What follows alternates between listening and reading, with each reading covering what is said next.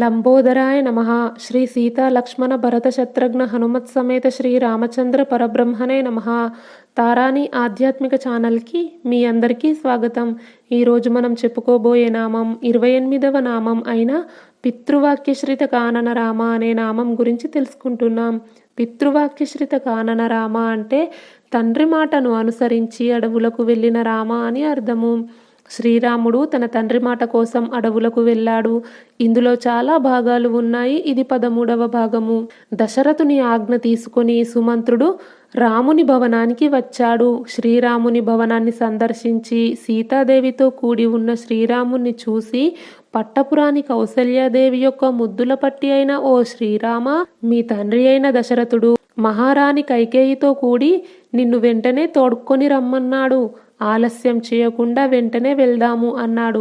దివ్య తేజస్సుతో విరాజిల్లుతున్న శ్రీరాముడు సుమంత్రుని మాటలు విని ఎంతో సంతోషించాడు. తర్వాత సీతాదేవితో ఇలా అంటున్నాడు: ఓ దేవి, మా తండ్రి కైకేయి మాత కలిసి నా పట్టాభిషేకం గురించి ఏదో ఆలోచిస్తున్నట్టున్నారు. ఓ విశాలాక్షి, సర్వసమర్థులైన కైకేయి తల్లి నా మంచి కోరేది. వృద్ధుడైన మహారాజు గారి అభిప్రాయాన్ని తెలుసుకొని నా పట్టాభిషేకం గురించి ప్రోత్సహిస్తుంది కావచ్చు. కేకయ మహారాజు గారి కూతురైన ఆ కైకేయి మాత లోక కళ్యాణం కోసం నా ప్రయోజనం కోరుతూ సంతోషంగా రాజుగారిని అనుసరిస్తూ ఉంటుంది. మహారాజు తనకు ఇష్టురాలైన కైకేయి దేవితో కలిసి ఉన్నవాడై నా కోరికలు నెరవేర్చే సుమంత్రుని దూతగా ఇక్కడికి పంపించాడు. ఇది మన అదృష్టము. అక్కడ ఉన్న వాళ్ళంతా మన మంచి కోరేవారే. ఈరోజే ఖచ్చితంగా రాజు నాకు యువరాజ్య పట్టాభిషేకం చేస్తాడు.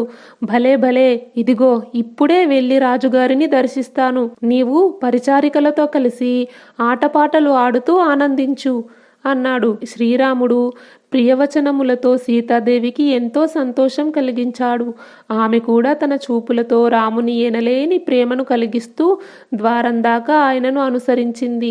మనసులో అతనికి శుభాలు కలగాలని కోరుకుంటూ ఆమె తన పతి శ్రీరామునితో ఇలా అంటుంది: బ్రాహ్మణోత్తముల పర్యవేక్షణలో, వారి సూచనలతో, ఇతర సేవలతో ఈ రాజ్యం సుసంపన్నంగా వర్ధిల్లుతుంది. వారి ఆశీస్సులతో యువరాజ పట్టాభిషేకం జరగబోతోంది.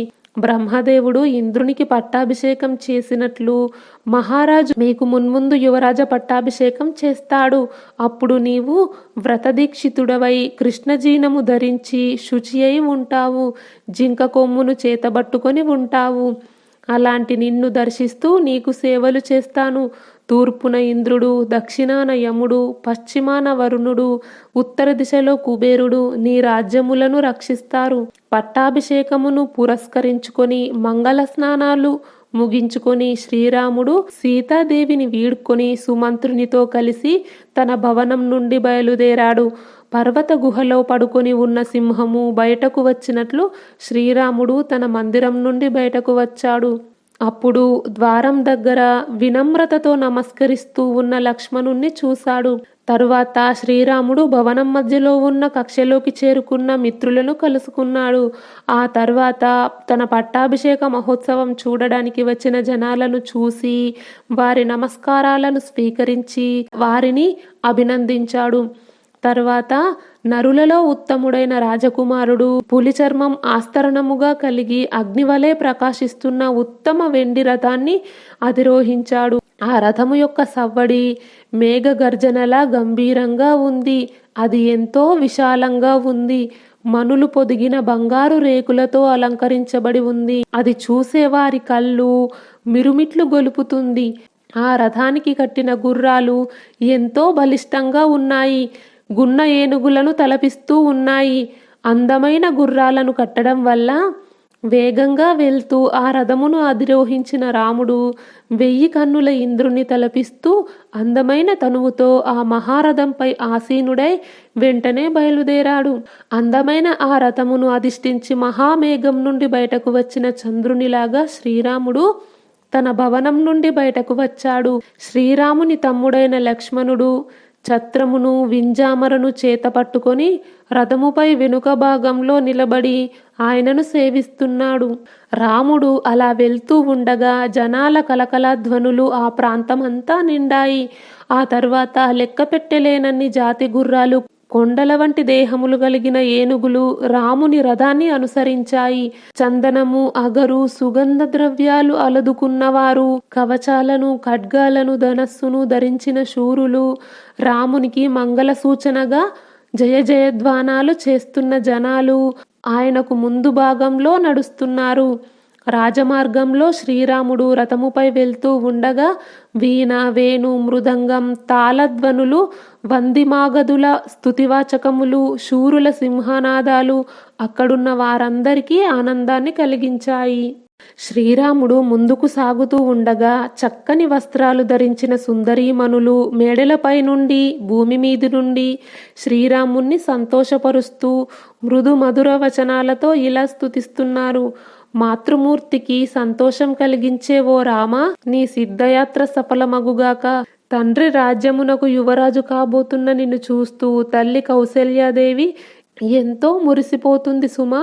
ఆ స్త్రీలంతా శ్రీరాముణ్ణి ప్రాణేశ్వరి అయిన సీతా సాధ్వి, వనితామణులందరిలోనూ ఉత్తమురాలు అని భావించారు. ఆ సీతాదేవి పూర్వము నిజంగానే గొప్ప తపమాచరించి ఉండవచ్చు. ఆ ఫలితమే చంద్రునికి రోహిణిలాగా శ్రీరామునికి అర్ధాంగి అయ్యింది అని మేడలపై ఉన్న స్త్రీలంతా ప్రియవచనములను రాజమార్గంలో వెళ్తున్న పురుషోత్తముడు అయిన శ్రీరాముడు విన్నాడు. వేరే ప్రదేశం నుండి వచ్చిన జానపదులు, పురప్రజలు తన గురించి, తన పట్టాభిషేకం గురించి సంతోషంగా మాట్లాడుకుంటున్న కథలను, గాథలను, ప్రియ వచనాలను శ్రీరాముడు విన్నాడు. శ్రీరాముడు ఈరోజే మహారాజు గారి అనుగ్రహంతో విశాలమైన కోసల రాజ్యాన్ని చేరుకోబోతున్నాడు. ఈ మహానుభావుడు మనకు పాలకుడు కాబోతున్నాడు. ఇంకా మన కోరికలన్నీ తీరుతాయి. శ్రీరాముడు ఈ ఆదేశాన్ని చిరకాలం పాటిస్తే ఈ జగత్తులో జనాలందరికీ అపరిమిత లాభాలు వస్తాయి. అతని పాలనలో ఎన్నడూ ఎవరికీ కొంచెం కూడా అప్రియము, దుఃఖము సంభవించదు. శ్రీరాముని రథానికి ముందు భాగంలో ఉన్న గుర్రాలు సకిలిస్తున్నాయి, ఏనుగులు ఘీంకరిస్తున్నాయి. స్తుతిపాఠములతో సూతులు, జయ జయధ్వానాలతో వందిజనాలు నడుస్తూ ఉండగా మాగధులు వంశబిరుదావళిని ప్రస్తుతిస్తున్నారు. వాద్య బృందములతో గాయకులు శ్రీరాముని గుణగానములను కీర్తిస్తున్నారు. ఇలా జయ జయల కోలాహలం మధ్య శ్రీరాముడు కుబేరునిలాగా ముందుకు సాగాడు. రాజమార్గములు ఆడు ఏనుగులతో, మదపుటేనుగులతో, రథములతో కిక్కిరిసిపోయింది. వీధుల కూడలిలో ప్రవాహంగా వస్తున్న జనాల సమూహంతో కిటకిటలాడుతున్నాయి. అమూల్య రత్న రాసులతో, వివిధ విక్రయ వస్తువులతో అంగళ్ళు కలకలలాడుతున్నాయి. అలాంటి రాజమార్గంలో శ్రీరాముడు సాగిపోతూ ఉన్నాడు. సర్వ శుభలక్షణములతో విలసిల్లుతున్న శ్రీరాముడు రథముపై సాగిపోతుండగా మిత్రులను, జనులను సంతోషపరుస్తూ ఉన్నాడు. అతడు ధ్వజపతాకముల రెపరెపలతో, మేలైన అగరు ధూపముల గుబాలింపుతో అనేక జన సమూహాలలో ఉన్న ఆ నగరాన్ని చూసి ఎంతో ఆనందించాడు. ఆకాశమును తాకుతూ తెల్లని కాంతులను విరజిమ్ముతున్న మేడలతో అలరారుతున్న రాజమార్గం అగరు ధూప పరిమళములతో వ్యాపించి ఉంది. అలాంటి రాజవీధి గుండా శ్రీరాముడు వెళ్తున్నాడు. ఉత్తమమైన చందనములు, అగరుధూప వస్తువులు, మంచి సుగంధ ద్రవ్యములు, తెల్లని పట్టు వస్త్రాలు, ఇంకా వేరే రంగుల పట్టు వస్త్రాలు, రంధ్రము చేయని మంచి ముత్యాలు, స్వచ్ఛమైన స్ఫటికములు, వివిధమైన భక్ష్యములు అంటే ఆహార పదార్థాలు, రంగురంగుల పువ్వులు మొదలైన వస్తువులతో నిండి విశాలమైన అంగళ్ళతో ఉన్న ఆ రాజమార్గంలో ఆకాశంలో వెళ్ళే దేవపథములాగా విరాజిల్లుతున్నాడు. అలాంటి రాజవీధిని శ్రీరాముడు తిలకించాడు. అన్ని భవనముల ముంగిళ్ళన్నీ పెరుగు, అక్షింతలు, హవిస్సులు, పేలాలు, ధూపములు, అగరు చందనములు, వివిధ మాలలు, గంధములు మొదలైన వాటితో అలంకరించబడి ఉంది. అలాంటి రాజమార్గంలో ఎక్కువ మంది మిత్రుల ఆశీర్వచనాలు వింటూ శ్రీరాముడు వారందరికీ తగిన విధంగా ఆదరాభిమానాలతో గౌరవిస్తున్నాడు. అప్పుడు వారు, ఓ రామా, నీవు రాజ్య పట్టాభిషిక్తుడవై మీ తాత ముత్తాతలు వేసిన బాటలో సాగిపోతూ మమ్మల్ని పరిపాలించు అని పలికారు. దశరథుని పాలనలో, వారికి పూర్వులైన ముత్తాతల పరిపాలనలో, వారి లాలనలతో మనం సుఖంగా జీవించాము. ఇక శ్రీరాముని ఏలుబడిలో ఇంకా సుఖంగా జీవిస్తాము. రాముడు యువరాజ పట్టాభిషిక్తుడై ఊరేగింపులో కనువిందు చేస్తూ వెళ్ళేటప్పుడు ఆయనను దర్శించే మన భాగ్యమే భాగ్యము. ఇక మనకు ఐహిక భోగములతో కానీ పరమార్థములతో కానీ పనియే ఉండదు. ఎంతో తేజస్వి అయిన శ్రీరాముడు రాజ్యాధికారం స్వీకరించడానికి జరిగే ఈ పట్టాభిషేక మహోత్సవం మనకు బ్రహ్మానందదాయకం. అంతకంటే ప్రియమైనది మరొక్కటి ఉండదు అని శ్రీరాముని మిత్రులు పలుకుతున్న శుభకరములైన మాటలు ఇంకా ఇతర కథలు వింటూ శ్రీరాముడు ఉదాసీనుడై ఆ రాజపథమున ముందుకు సాగుతున్నాడు. శ్రీరాముడు తను ఉన్న ప్రదేశమును దాటి చూపులకి అందనంత దాటి ముందుకు వెళ్తున్నా కూడా పురుషులలో ఏ ఒక్కడు కూడా వాళ్ళ మనస్సును గాని చూపులను గాని ఆయన నుండి పక్కకు త్రిప్పుకోకుండా అలాగే చూస్తున్నారు. ఇక స్త్రీల విషయమైతే చెప్పే అక్కర్లేదు. రాముని చూడని వారు, రామునితో చూడబడని వారు నిజంగా దురదృష్టవంతులు. అలాంటి వాణ్ణి ఈ లోకం నిందిస్తుంది. అంతేకాదు, అలాంటి సమయంలో వాడు తనను తాను నిందించుకుంటాడు. అంటే శ్రీరాముని ధ్యానించని వాడు, రాముని అనుగ్రహానికి నోచుకోనివాడు, ఆ వ్యక్తి యొక్క జన్మ వ్యర్థము.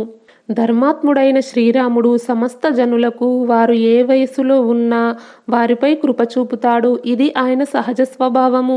వారంతా ఆయన యందు భక్తి విశ్వాసాలతో ఉంటారు. 4 వీధుల కూడళ్లలో దేవాలయాలను, చైతన్య వృక్ష స్థలాలను, సభా మందిరాలను ప్రదక్షిణాపూర్వకంగా దాటి శ్రీరాముడు మహారాజు మందిరాన్ని సమీపించాడు. మిగతా భాగం వచ్చే వీడియోలో తెలుసుకుందాం. ఈ వీడియో గురించి మీ అభిప్రాయాన్ని కామెంట్ బాక్స్లో తెలియజేయండి. ఈ వీడియో నచ్చితే లైక్ చేయండి, షేర్ చేయండి. తారాని ఆధ్యాత్మిక ఛానల్ని సబ్స్క్రైబ్ చేయండి. బెల్ ఐకాన్ గుర్తుపై క్లిక్ చేయండి. ఇంతవరకు ఈ వీడియో చూసినందుకు మీ అందరికీ ధన్యవాదాలు. లోకా సమస్త సుఖినో భవంతు. కృష్ణార్పణం.